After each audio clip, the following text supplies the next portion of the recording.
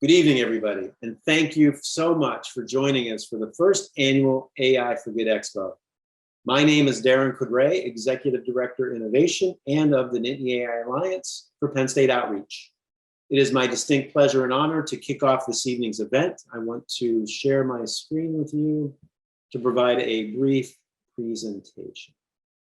All righty, so we'll begin tonight with a brief overview of the Alliance. Some of you are very familiar with us, but we also have a lot of new faces in the crowd that would like to get to know us a little better. So we'll just give you a quick overview here.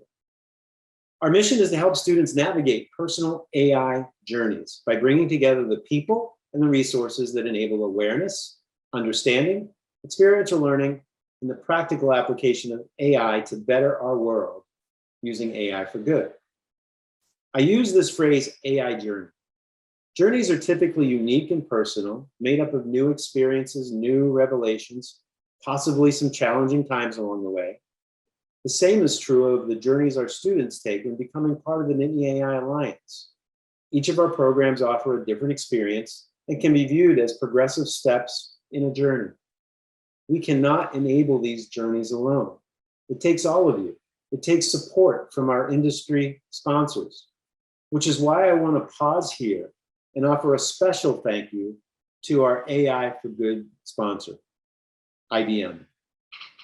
IBM gave a generous gift last fall in support of all Nittany Ai programs.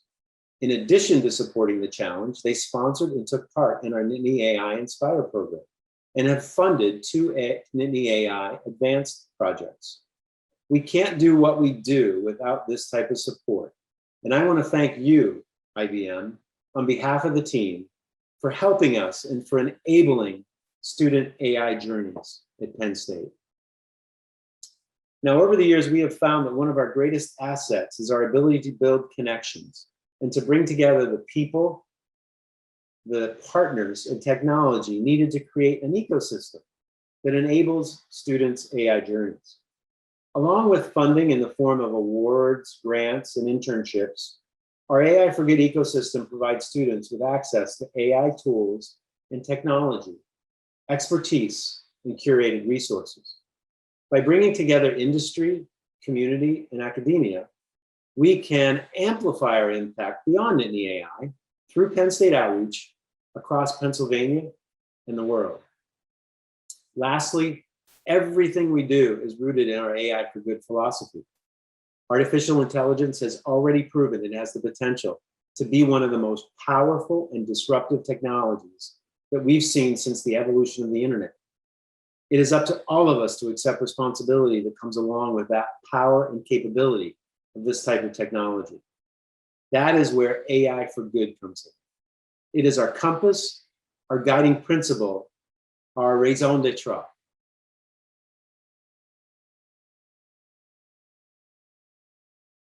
Now, the Nittany Ai Alliance is comprised of 4 programs, and these programs make up our AI journey framework. This framework allows students to go as broad and deep as they desire, from awareness and understanding of AI to actually using and building AI tools, gaining valuable experience and skills to help jumpstart their careers.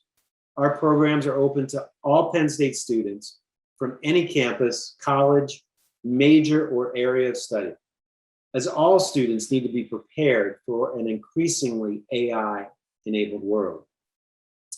As you can see in the top of this graphic, Nittany Ai Inspire is our introductory program. It's the top of the funnel, and it's designed to help students understand and recognize AI through examples of AI for Good applications.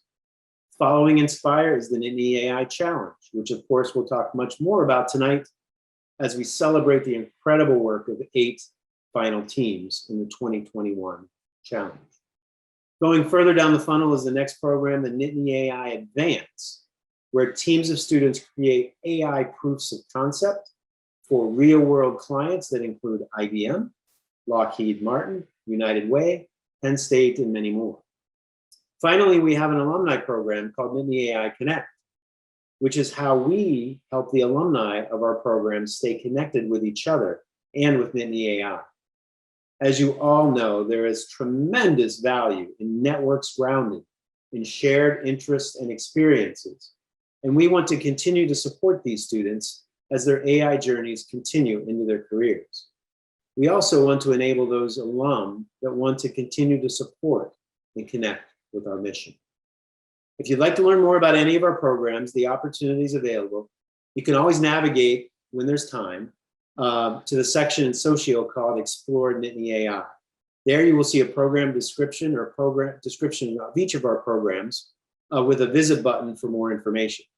Now we're going to keep this link open and live for the remainder of this week. So if you don't have time to look at it this evening, that's okay.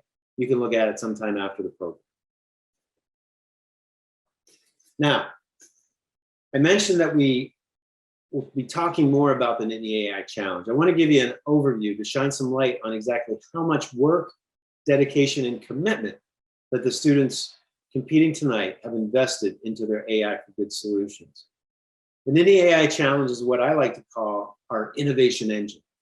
This 8-month-long competition provides students with a team-based approach to use what they have learned in the classroom, and then to use AI and machine learning to enable innovative approaches to addressing pressing global issues. The teams with us this evening have dedicated a tremendous amount of time and effort through 3 phases of the challenge, consisting of the ideation phase, the prototype development phase, and the minimal viable product or MVP phase. Each student here tonight should feel a huge sense of accomplishment, having made it through all of these phases. Some quick statistics on this year's challenge. We actually had 137 students enter the challenge from 6 campuses across 8 colleges and 55 majors at Penn State. And all of those students are driven by the common goal of trying to make the world a better place through the application of AI for Good. Now, so far tonight, I've described our programs and our AI for Good focus, but I haven't given you any examples of our AI for Good solutions.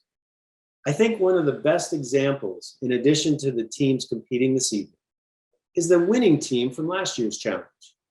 This winning team, Nini and Sapo, perfectly exemplifies our AI for Good philosophy with a solution in our humanitarianism pillar. Nini and Sapo received the top award for their solution that was tested in a literacy boot camp in Kenya and has proven to increase literacy rates through a mobile app that helps teachers administer literacy assessments. This child-friendly mobile app uses speech-to-text and natural language processing to assess and collect valuable data from an app that users use to inform teachers about their literacy levels. I am very happy to tell you that we have 3 team members from Nini and Sapo here with us tonight to tell you more about their experience, and I get the pleasure of introducing them.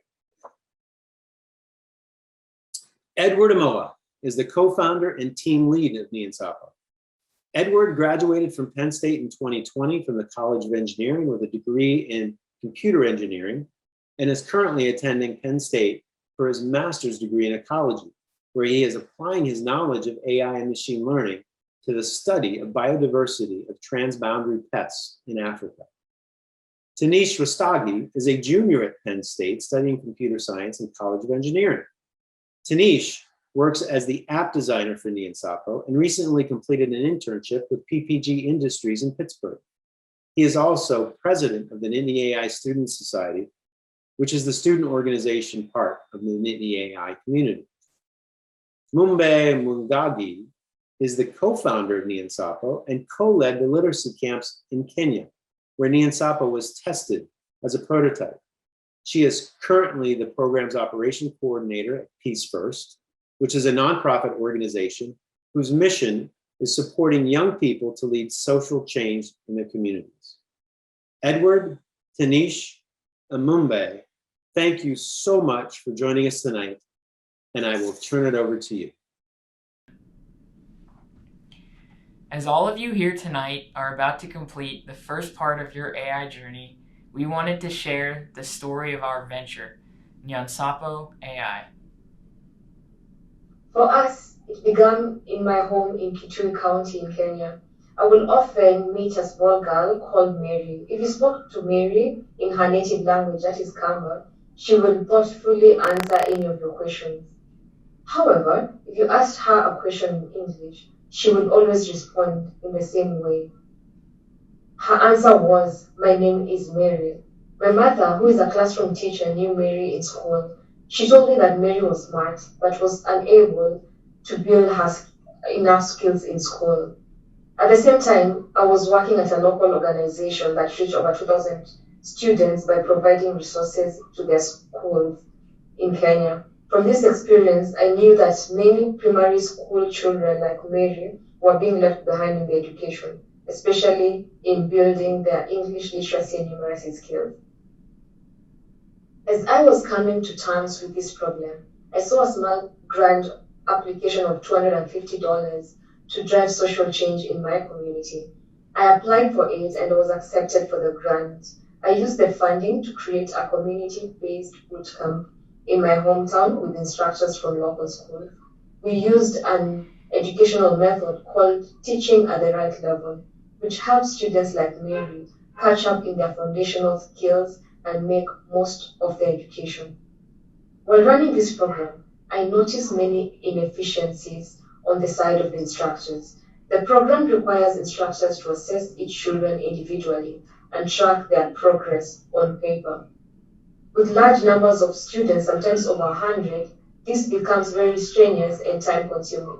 It shifts the effort of instructors away from developing activities for students and spending time with them, the pieces of the program where students make the largest gains in learning. If we could find a way to automate the assessments and data collection and allow instructors to focus on what was most important, then teaching at the right level will become even more effective. That's when I met Edward. While in Kenya, on a summer trip with the Penn State Heritage Program, I met Mumbe in Kisumu. She had just run her first literacy boot camp and was sorting through sheets and sheets of data. It was time-consuming and a difficult process that top program managers across Kenya had to deal with. Together, we ideated and developed something we called Nyansapo AI.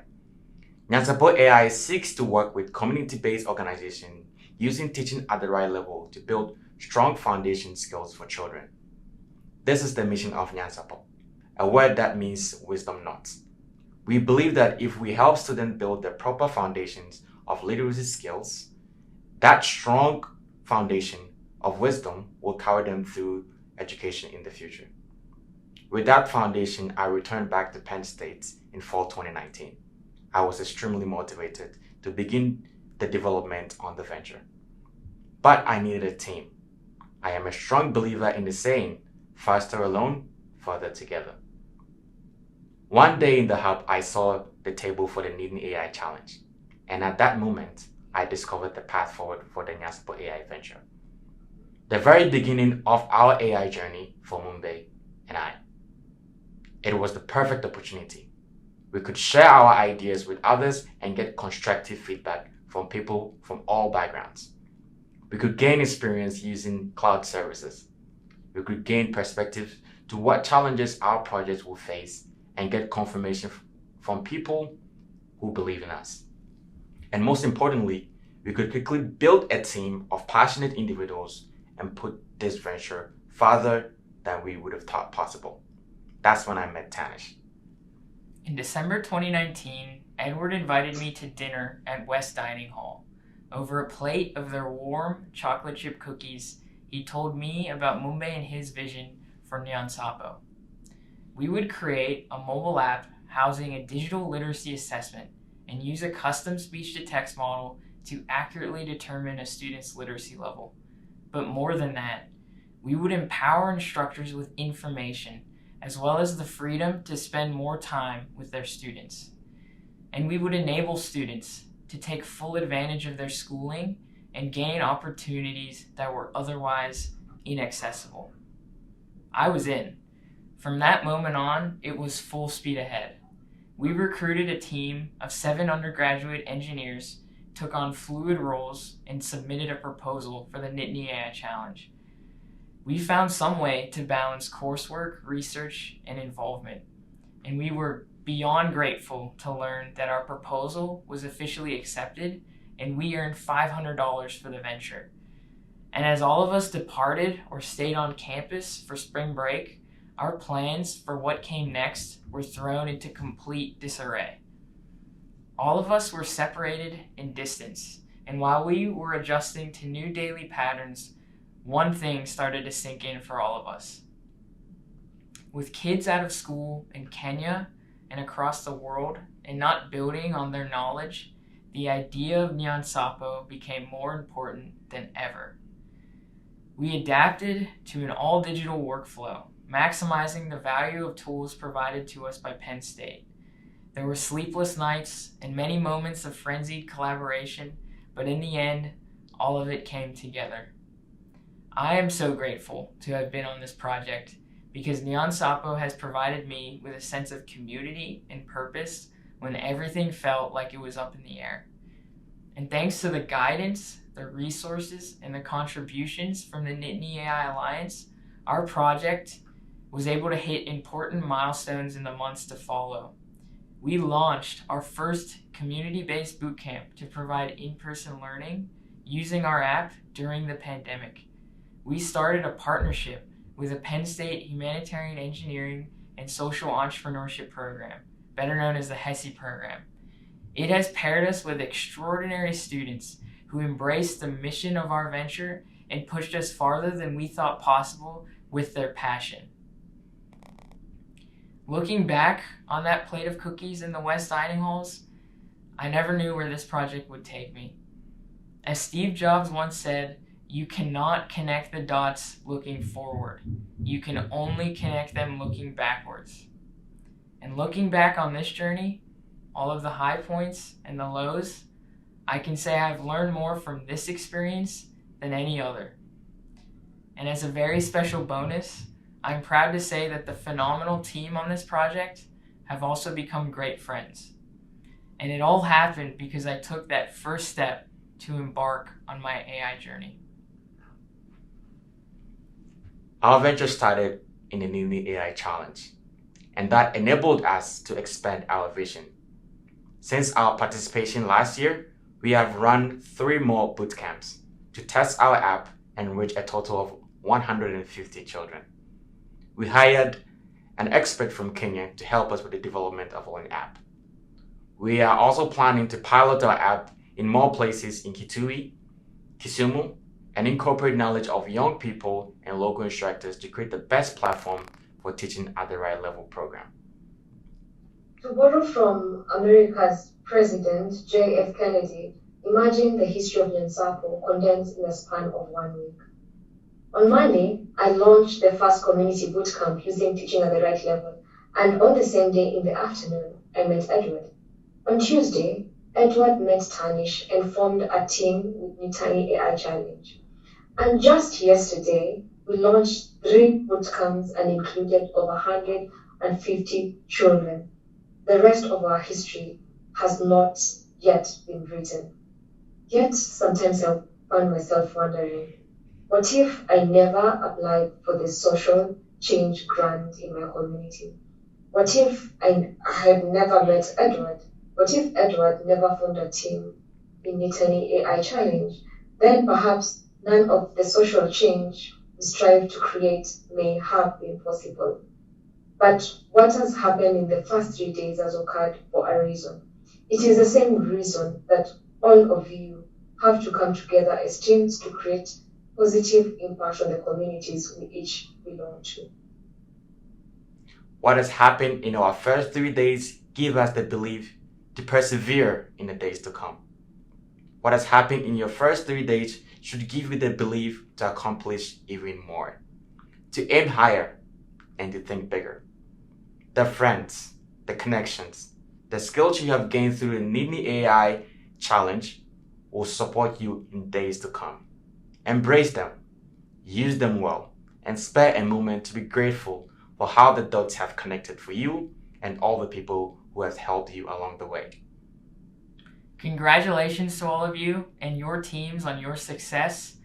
There is no greater endeavor than seeking to improve the lives of those in our communities here or around the world. And remember, tonight, your AI journey is only just beginning. Thank you all so very much.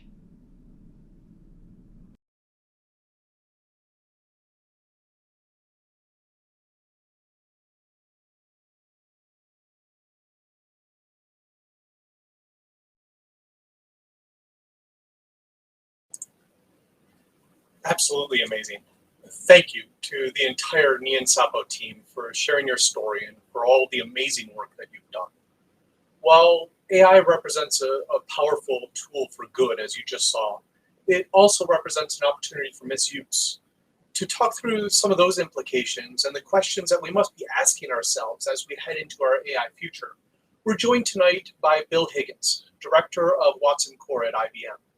Bill is a seasoned innovator and a change agent at IBM, and very importantly, a Penn State alum. And it's my pleasure to introduce him tonight. Bill's a champion of innovation, using his knowledge and experience to advance trustworthy AI, a human-centered approach to artificial intelligence that addresses human needs, safety, and privacy. Now, I'm certain Bill's presentation will raise a number of questions or comments, so please use the chat option on your screen to share those, and we'll have a bit of time at the end of his presentation for question and answer. So let me bring Bill up on stage, and let me say, Bill, thank you so much for joining us tonight, and the stage is all yours. Okay. Hey, everybody. I hope you're all doing well. First of all, congratulations for participating in the Nittany AI Challenge. It's a great event, and it was great to hear from the team that won last year. So the title of my presentation tonight is called AI for Good, Not Evil. And I thought that it would be good to share some thoughts with you about going into the world, whether you're going into higher education, whether you're going into government, whether you're going into the corporate world, because I think one of the great things about the Nittany AI Challenge is that you're explicitly focused on using technology for good, but the real world is a bit more murky. So I thought I'd provide some hopefully helpful guidance for you. So with that, let me share my screen. Okay. Hopefully someone will tell me if it's not presenting okay. Okay, so question for the group. Is AI fundamentally good or fundamentally evil? It's kind of a tricky one, so let me ask a slightly simpler one.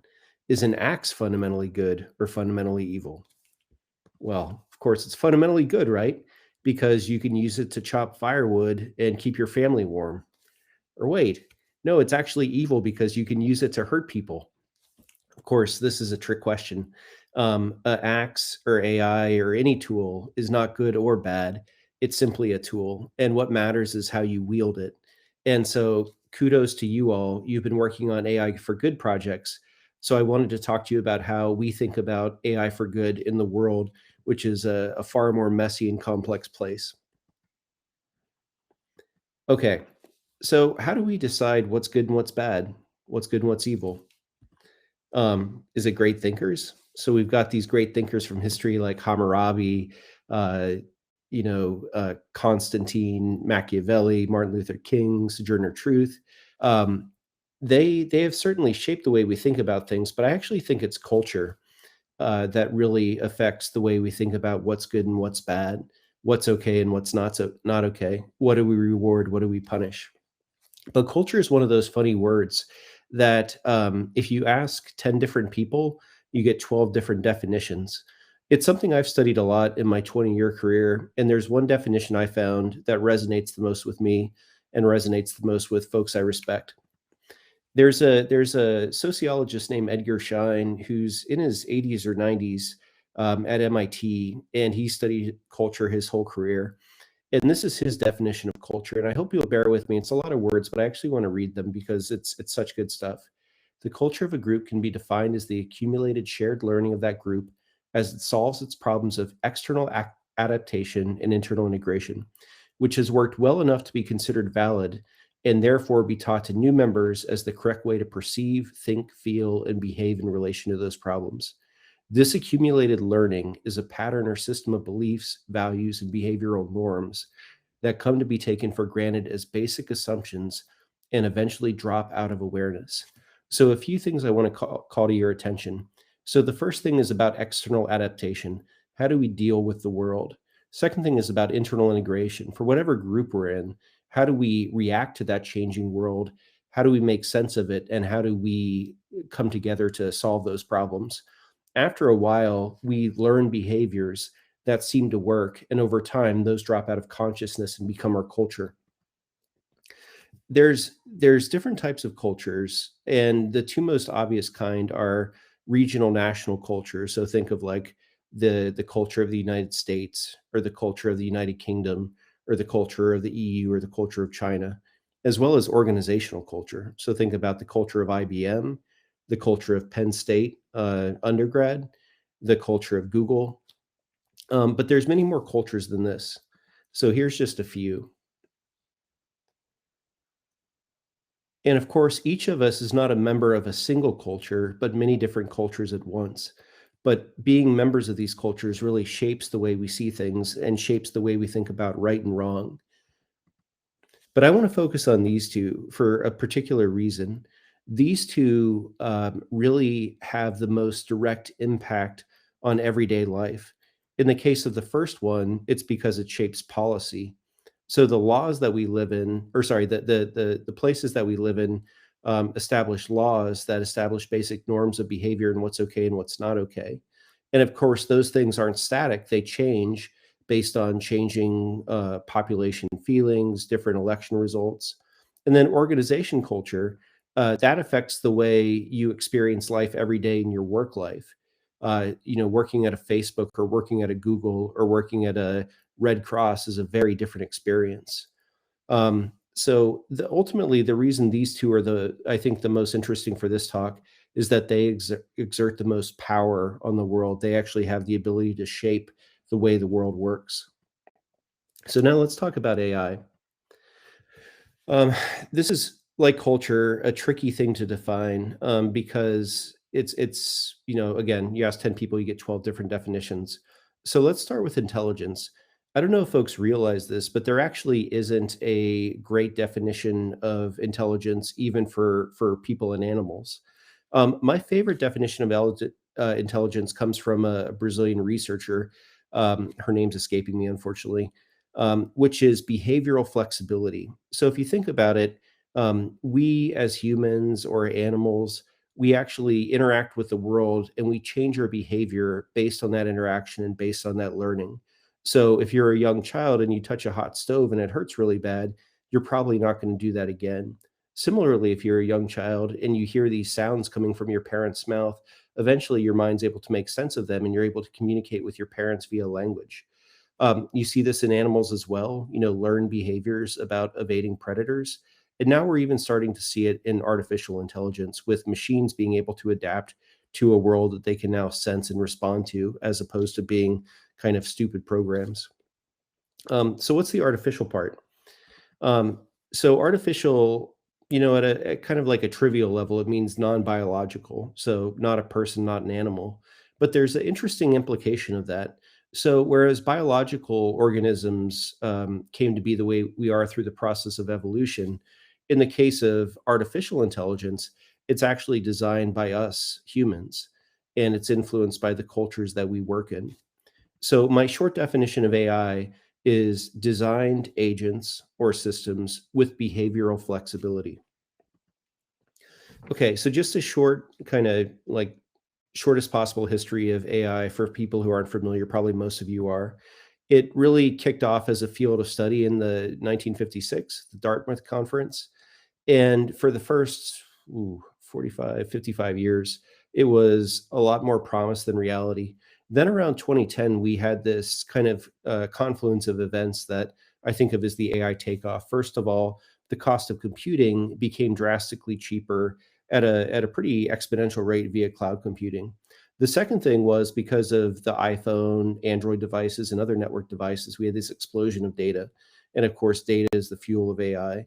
And then finally, and this was not independent of the other two, it was actually closely related to the other two, we had some algorithmic breakthroughs like with deep learning. So in 2010, approximately, we crossed this threshold where AI went from being perpetually 10 years from being useful to actually useful.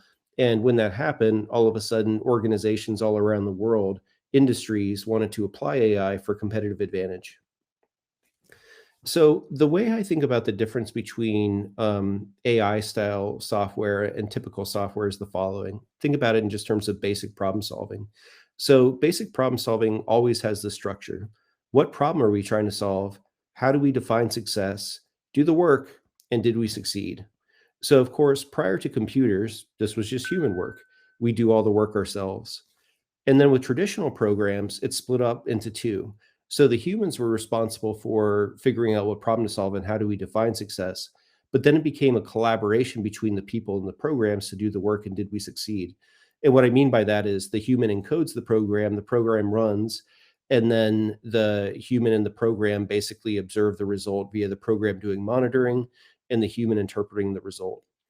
AI, the big difference for me is the way it does problem solving. So if I just advance the slide here, with AI, the human is still responsible for defining what problem to solve and how do we define success.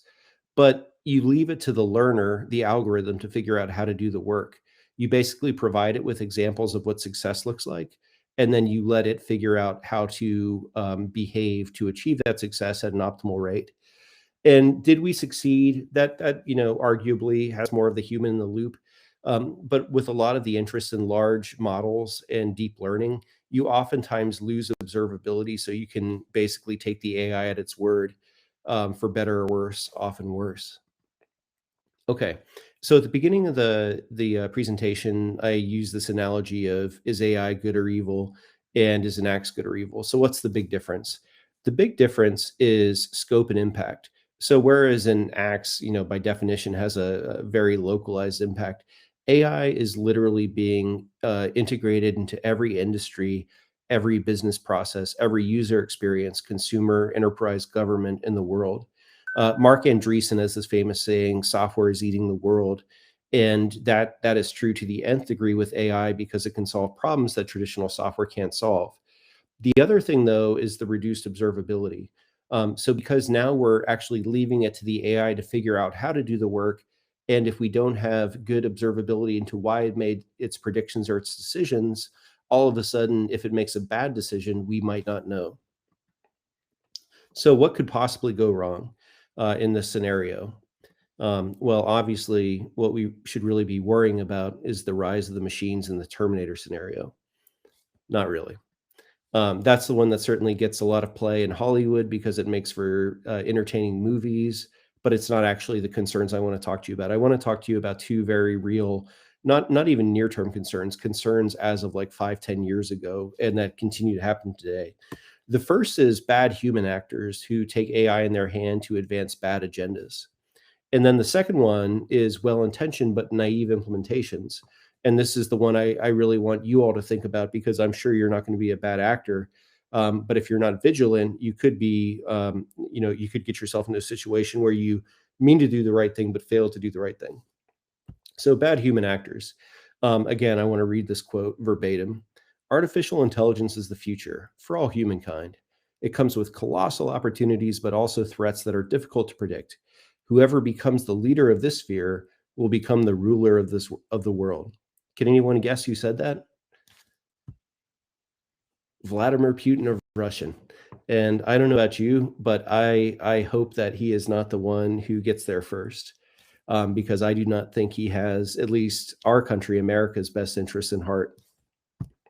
Okay, but let's talk about something that is much more likely to affect you and where you actually have agency to make a positive impact. And again, this may seem like a bit of a scary presentation, but the reason I'm sharing it with you is because the first step in solving a problem is being aware of its existence. And I really want you to think about these things because if we have folks like you with good intentions, the right knowledge, and the right motivation, you actually can make a major positive difference. So like I said before, like Mark Andreessen said before, software is eating the world and AI is really at the tip of the spear for that. And so it's basically being integrated into every industry. And at IBM, we try to encourage this with Watson, but we try to encourage it in a trustworthy, safe way.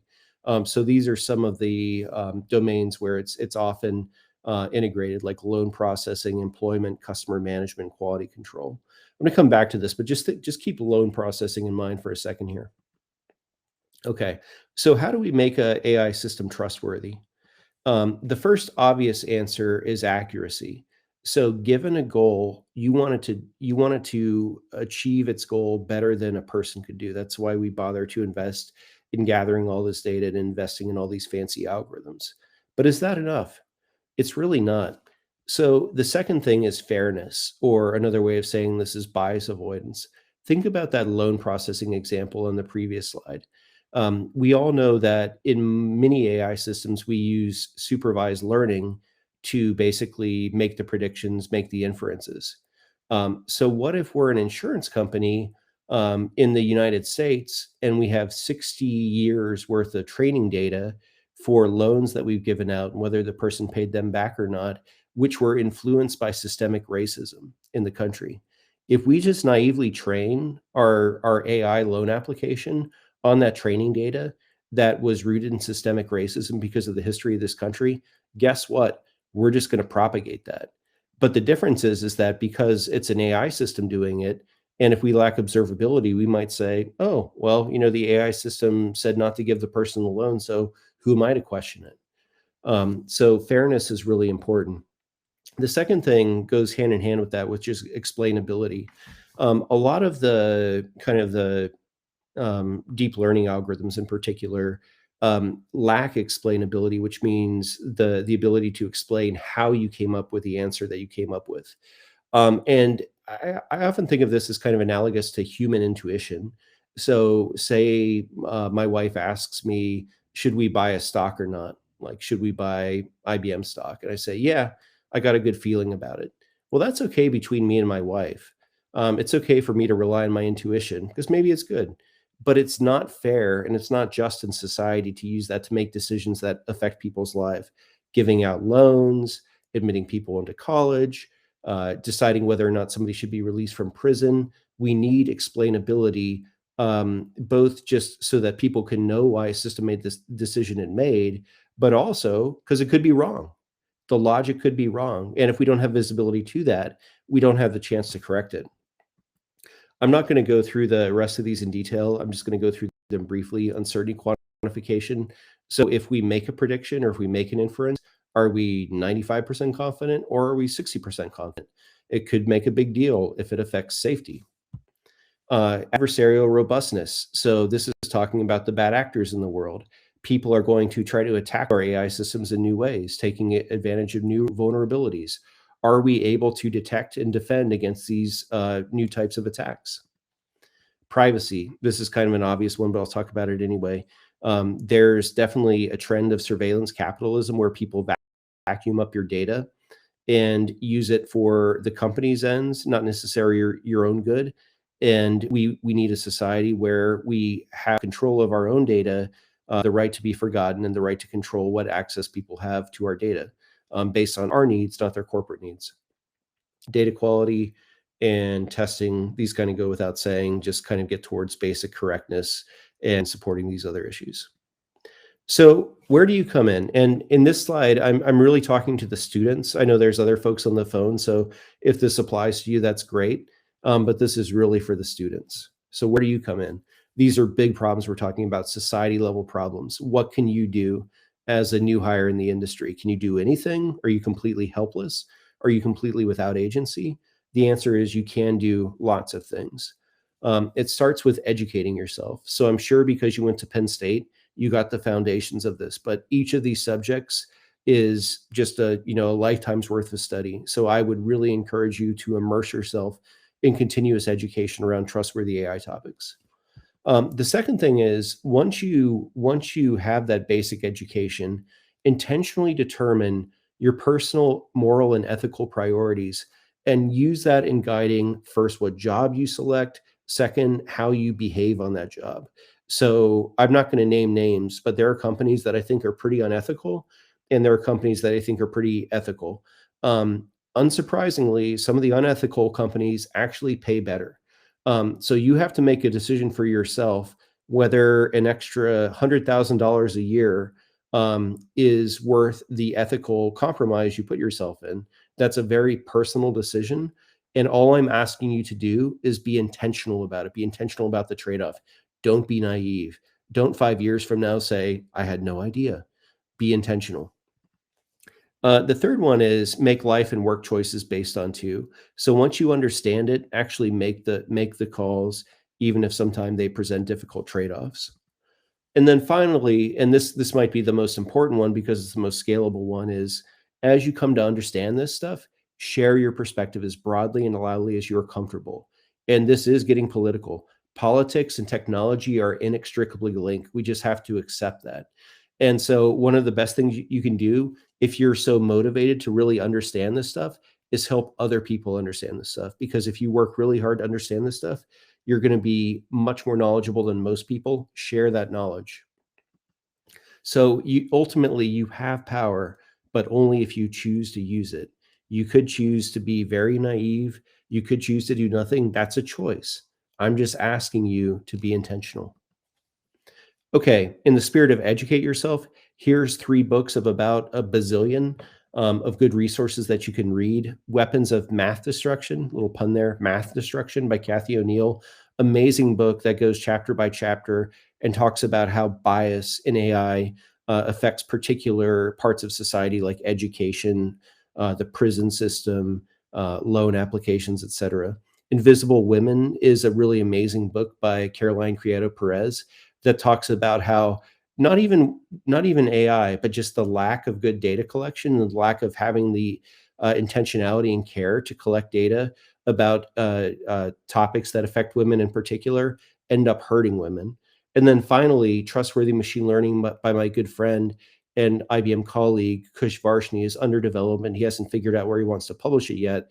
But if you just Google that title and his name, he lays out all of the things like the explainability, the bias, the adversarial robustness in great detail, and really, really good stuff.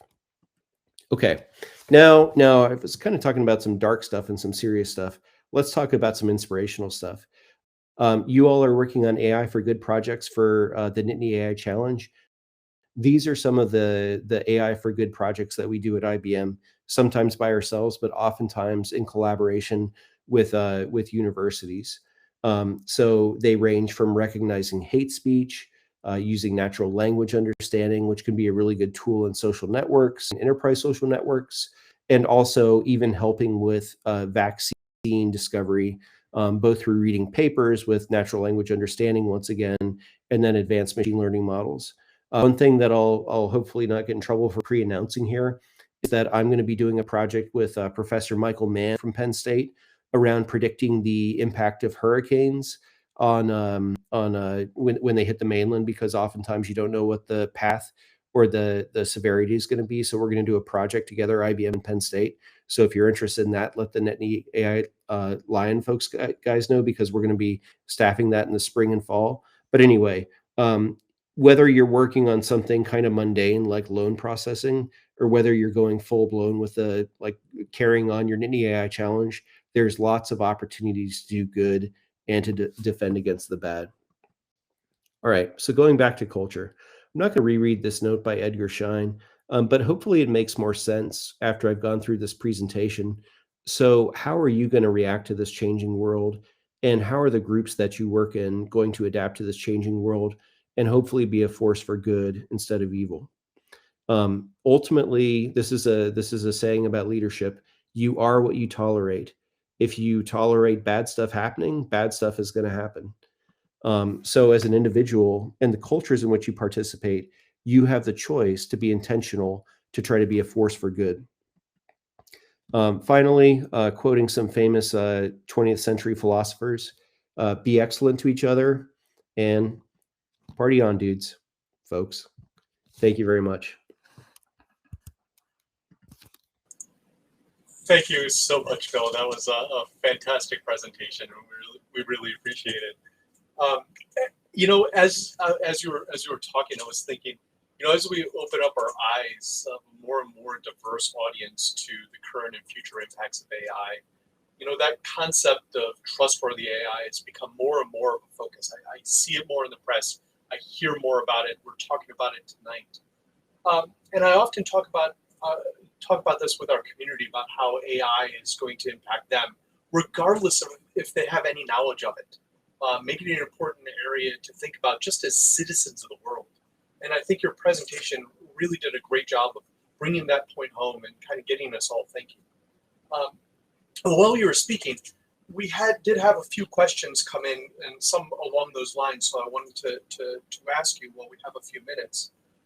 And one of the big questions that came out that I'm very curious about is where you talked about to our students in particular as they're coming into the job force. You know, what onus is on them for thinking about trustworthy AI, the ethics of it, the companies that they're working for, and their own personal ethics. But I'm wondering, for those who are new into the workforce, for those that are moving in and maybe they're just starting to think about this, maybe you just introduce them to the concept.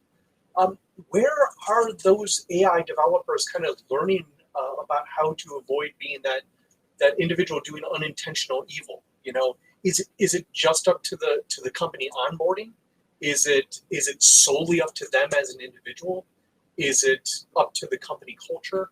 Where is the onus there for kind of onboarding new individuals into this way of thinking? Yeah, I think it really is on the individual, because what I found is that usually kind of the difference occurs at a company level. So once you choose to join a particular company, it's not like they're going to tell you, yeah, we're pretty evil, you should really try to fix that. Because it's at that point baked into their culture, which is kind of a, like the Edgar Schein quote said, a very tacit thing. So as far as they're concerned, they're doing the right thing. So I think you really have to do the research before you join the company or even apply for the job. And a real simple thing you can do is just do a search on company name, AI ethics. If you get 0 hits, it's probably a bad sign. And then if you get some hits, then, that's something. And then you can start searching on company name, AI ethics controversy. Because like some companies are clueful enough to know that they at least have to talk a good game. But it's sort of like when you search the Better Business Bureau, you can see, have there been incidents? And I don't think I was trying to see if there was some sort of resource, like kind of a glass door for AI ethics, but I don't think it exists yet. If somebody knows about it, let me know. But the other thing you can do is just, ask your network, ask on Twitter, like, hey, what do you think about this company? But I think, unfortunately, right now, the onus falls on you. There are some things we're looking at to try to make it more standard to talk about this stuff. Like we're doing this thing called fact sheets, which you can think of as sort of like nutrition labels for AI models. So like these days, we kind of take it for granted. But when you go into the grocery store, you can look at any piece of food and see like how much sugar does this have? How much saturated fat does this have? That wasn't always the case. That was actually an innovation that came about because of innovations from the Heinz ketchup company, believe it or not. And so that's something we're pushing on for AI models so that we can have more consistency, because sometimes transparency, what's the saying? Sunshine is the best disinfectant. Excellent. Thank you. Before I get to the next question, though, I didn't want to lose this. You've got a couple of recommendations that you should be starting your own podcast. So I know you're a man of many talents, so I don't know if you're doing that already, but there you go. You've got a couple audience members already built in. Okay, I appreciate it. A question that I think is really interesting is about how a programmer, especially a new programmer, might overcome any of those unknown biases that they might have to make certain that it doesn't impact the AI that they create. Is there a framework for thinking? Is there an organization or an association that provides materials to help individuals think through their own thought processes and identifying unknown biases that they may have or things they're not thinking about when doing AI development? Yeah, I mean, I don't, there's some really great resources on kind of unconscious bias in general, independent of AI. I don't have any like at my fingertips, so I just encourage you to find some of the many great resources on unconscious bias. In the realm of AI, that those books I recommended, especially Weapons of Math Destruction, I think will both kind of help you get the basic conceptual framework in your head. And from there, you'll be off to the races. There's so many great resources. But if you had to pick one, I'd start with Weapons of Math Destruction, because Kathy O'Neill does a really great job of tying those issues to like real world stuff. like people who have been in prison and basically were they were kept in prison in a biased way because of past decisions which were fed into the AI systems, which lacked explainability. And then she does that for education. She does that for many other domains as well, just like one after the other. And not only will you get the conceptual framework, but if you're anything like me, you'll be good and mad afterwards to not be part of the problem, to be part of the solution. And you mentioned a few different industries there, and that links to another question here that I thought was quite interesting. Is, do you believe that AI has an ethical place in national defense? And kind of thinking through the application of artificial intelligence in that sphere, which was one that you haven't mentioned. Oh yeah, that's a interesting one. Yeah, there's so many things there, probably worthy of a whole talk, probably better for my colleague Grady Booch to talk about. But just briefly, so I think the big issues there are human in the loop versus not human in the loop. So if you take something like drone strikes, and I'm not going to get into the ethics of drone strikes, but if you say that the US has a policy that we're going to do drone strikes against bad actors, must there be a human in the loop, or can we allow for fully autonomous drones? That issue of full autonomy versus partial autonomy is one of the most important ones we'll have to grapple with as a society. That's probably the most important issue, the autonomy, because then you can carry that through to like fighter jets and many other weapon systems. But it's basically when you make a decision that affects truly life or death of either bad actors, but also potentially innocent civilians who are nearby. Are you willing to let a computer program make the decision by itself, or must you defer to a human, understanding that that's going to be slower, but probably safer? Thank you.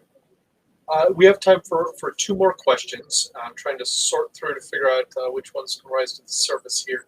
This one, I think, because you didn't mention it in your talk, and might be very interesting, particularly for those individuals looking for internships and future career opportunities. How would you describe IBM's philosophy on ethical AI and trusted ML? Yeah, I mean, cards on the table. One of the reasons I still work at IBM versus some of these other companies is because it really is a top priority. And IBM's got a pretty good history of being at the forefront of diversity issues, fairness issues. And of course, we were one of the pioneers with AI in the enterprise with our first Watson system. And we've been talking about trustworthy AI for a while. So for us, it's really front and center. And I'm actually pretty excited. I've been working on the plans for Watson for 2022. And one of the major things we're going to be doing is really taking a step back and really rebuilding the trustworthy AI stack from the ground up. And so that it's really kind of like ubiquitous in all the systems. The analogy I use is that I don't think anybody besides maybe Brad, Darren, and I are old enough to remember, but it used to be operating systems were pretty fundamentally insecure, and you had to kind of add on these security programs after the fact. That's actually the way it is with a lot of AI stacks today. They don't really have trust built in from the outset. So with Watson in 2022, we're going to take a step back and start doing that. So that's really exciting to me. Great. So we have time for one last question. Should companies make their AI workings public to better inform people, or is it their right to keep their technology a secret? That's a fun one. Yeah, that's a fun. So I think there's basically I would ask the question a different way.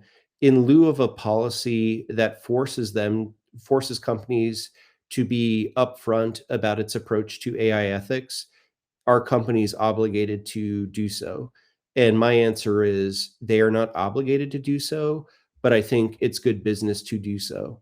And so that's one of the reasons we're kind of pushing forward on the fact sheets. And this is one of the reasons why Heinz in the 1930s or 1940s started publishing nutrition labels. Basically, if you are transparent about these sorts of things, all of a sudden for companies who are not, everybody starts wondering, what do they have to hide? And so I think companies should proactively be as transparent as possible in lieu of actual legislation and policies from the US, EU, et cetera, that forces them to be. So thank you. And we're out of time for now, but I want to ask our virtual audience to help me in thanking Bill. Thank you for your inspiring words, for your great presentation, and and things to get us thinking, especially as we're continuing to strive for applying AI for good, making certain we're actually doing so. So for our audience members, please enter your virtual applause emojis in the chat to show your appreciation. And Bill, I want to thank you so much for coming out tonight and speaking with us. Appreciate it. No need for applause. Just fight the good fight when you go out into the world. That's enough. Thanks so much, Bill.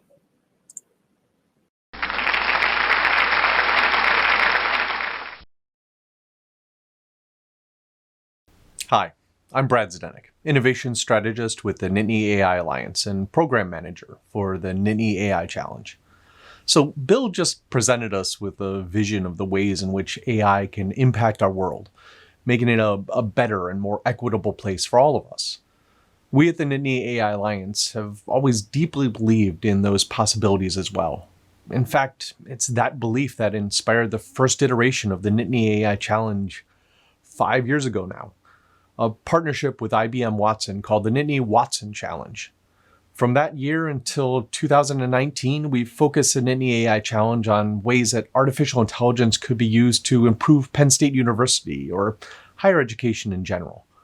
In 2019, though, we decided that our students' innovative spirit and their abilities were greater than the limitations we were placing upon them within the challenge. So we embarked to vastly expand the Nittany AI Challenge into the realm of artificial intelligence for good. Focusing in on pillars represented in the United Nations Sustainable Development Goals, as well as Penn State's strategic plan, we challenge students from across the university, every college and campus and program, to think about ways in which artificial intelligence could be applied to the domains of health, humanitarianism, education, and the environment. Last fall, I began the process of virtually traveling from one classroom to another, trying to convey to students the possibilities, the opportunities to change the world using artificial intelligence. Many of those students joined us for ideations, for presentation sessions, and for technical workshops to get them inspired and get them motivated. Many others began talking with their professors and mentors, exploring the possibilities and boundaries of what was possible.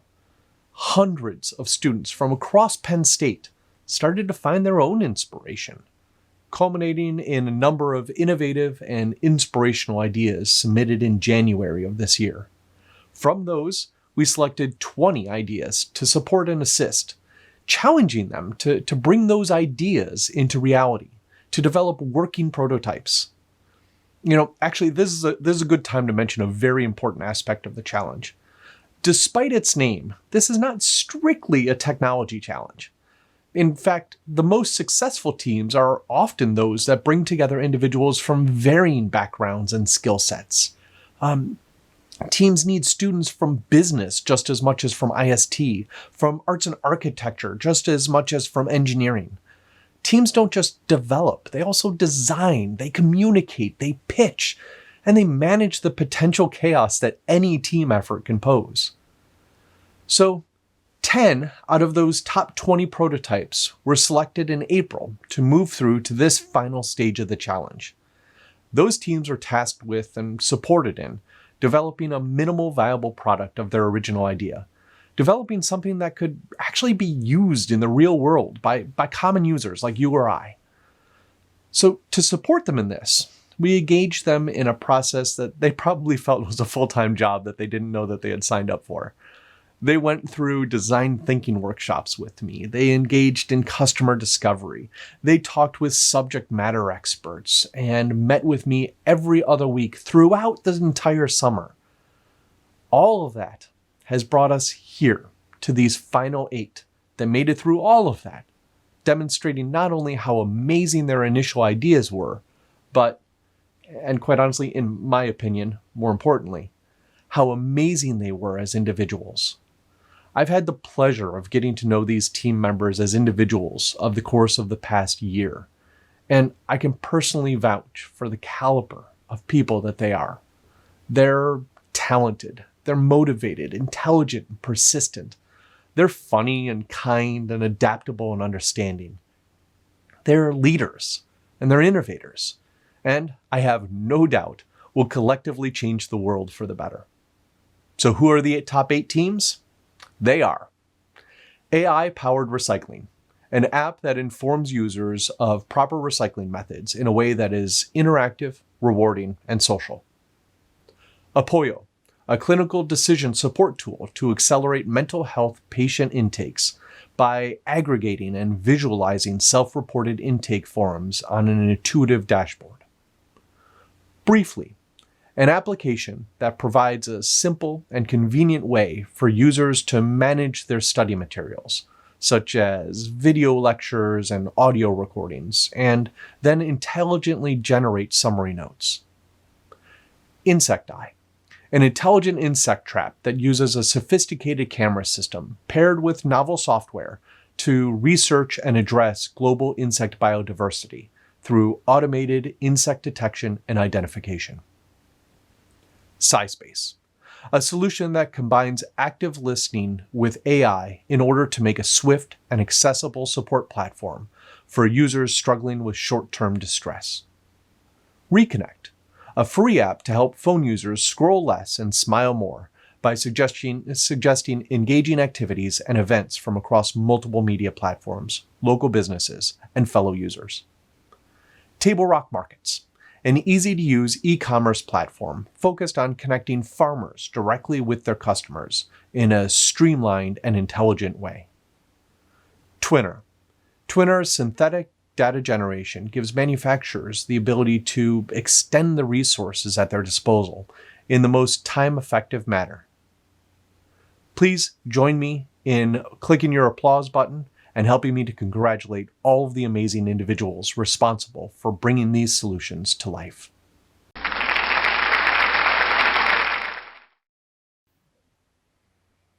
A critical part of the Nittany AI Challenge, what allows us to do all of these amazing things and what allows them to happen, are our sponsors.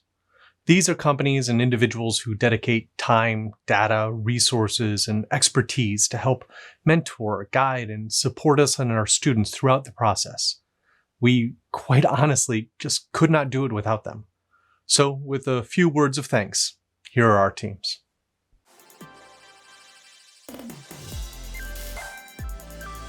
Thank you to our AI for Good sponsor, IBM Watson, for supporting the Nittany AI Challenge. We would also like to thank Microsoft, Leidos, and Amazon Web Services. Your support has allowed us to help Penn State and beyond recycle more efficiently and reduce our planet's waste output. Your support has allowed us to help mental health professionals through Apoyo. Anyone taking online classes or any online learner. Entomologists better monitor insect biodiversity in a time-efficient, user-friendly, and non-lethal way. Emerging adults, people who are in age between 18 and 25, who are most commonly college students, to have accessible and swift mental health support. Your support allows us to help Penn State students scroll less and smile more.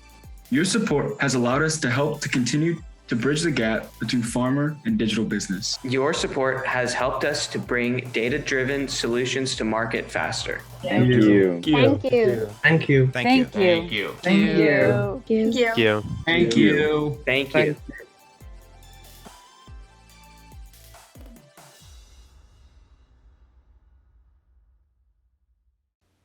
Thank you to all of our 2021 sponsors, and in particular to our main sponsor for this year, IBM. You've enabled all that we see here, and you're key to us providing these life-changing experiences for our students. If you're here tonight and you're interested in supporting the next generation of AI innovators and world changers at Penn State, check the chat feed in which our strategic partner manager, Andy Gatto, will place a link where you can learn more. Also, at the end of our program, you can also click on the Explore Nittany AI menu item to learn more about all of our programs and ways that you can get involved.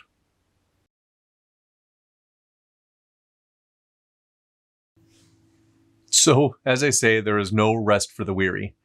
Tomorrow morning, we'll officially begin the 2022 Nittany AI Challenge. We'll begin the process of recruiting mentors, inspiring students, and gathering supports and resources to facilitate the whole thing. This year, we have had a few exciting additions to the challenge. First and foremost, we're excited to be joined in our efforts this coming year by the Nittany AI Student Society, a new student-run organization focused on spreading the message about the impacts artificial intelligence will have on all of us, regardless of our careers or interests. The Nittany AI Student Society, led by Tanish Rastogi, who you met at the start of this event, and a cohort of extremely talented and driven Penn State students, will be leading events throughout the fall to help new teams innovate and leverage AI to build a better future through a focus on health, humanitarianism, education, and the environment. In the spring, the team will also lend their talents and expertise to mentor and assist our teams in the development of their prototypes and minimal viable products. Also this year, we have added a host of new features to our award-winning team tool, particularly focused on matching teams with subject matter experts and mentors. This tool helps students with ideas find those with specific skills to make those ideas a reality. As I mentioned earlier, multidisciplinary teams are important for success in the challenge, and this tool will help individuals build those high-performing teams, as well as connect with mentors and subject matter experts. If you are interested in participating or serving as a mentor in the 2022 Nittany AI Challenge, visit nittanyai.psu.edu/teams to create a profile and get started now. Okay, so this is it. Time to announce the final awards of the 2021 Nittany AI Challenge. Well, almost. I just want to say two things before we do so. So every year, I tell the teams that have made it to this phase the same thing.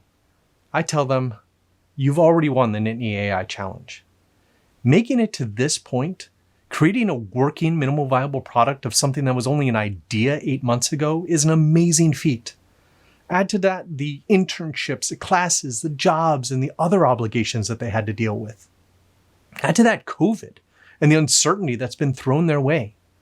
To make it here, to have succeeded in your pursuit, makes you one thing at the very least, a winner of the challenge.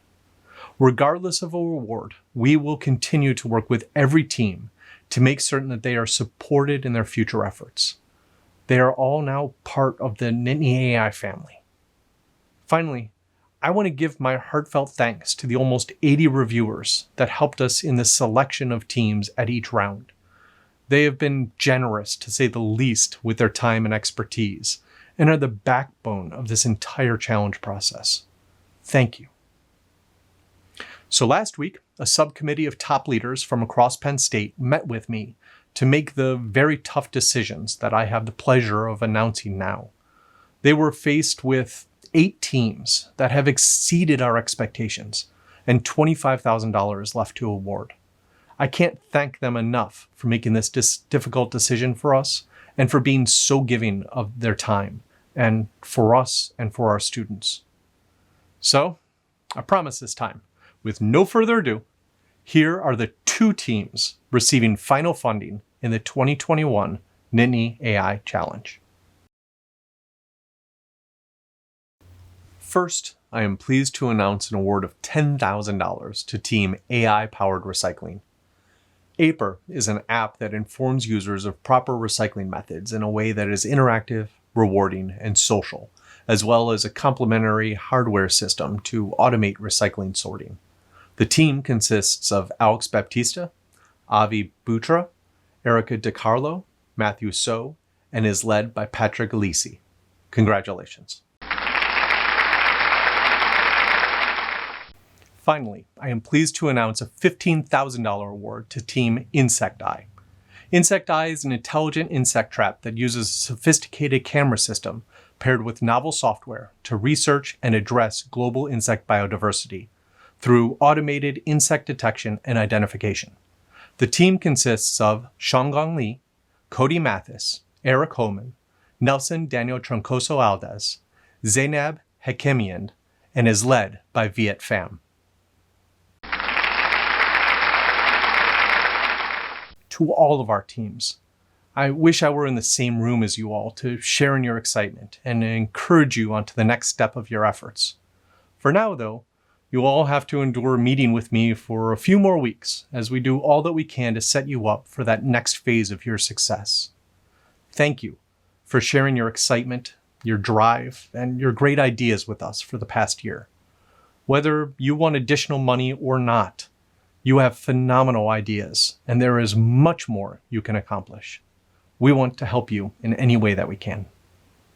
To all of you joining tonight, we had hoped to do this in person this year, with real balloons and those big fake checks that I had been promising the teams early on. Maybe soon.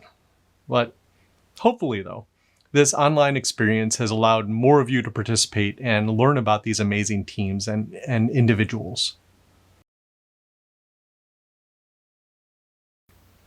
To all of you who joined us tonight, thank you for tuning in, and I hope you walk away impressed and inspired to participate in the 2022 challenge as a participant, as a mentor, sponsor, or reviewer. If you'd like to talk about the possibilities, feel free to reach out to me directly. You can also head over to the Explore Nittany AI feature on the left-hand side of your screen and learn about all of our programs and ways that you can get involved. We will leave the rooms open for a few more hours so you can look around to your heart's content. Thank you for joining us, and have a great night.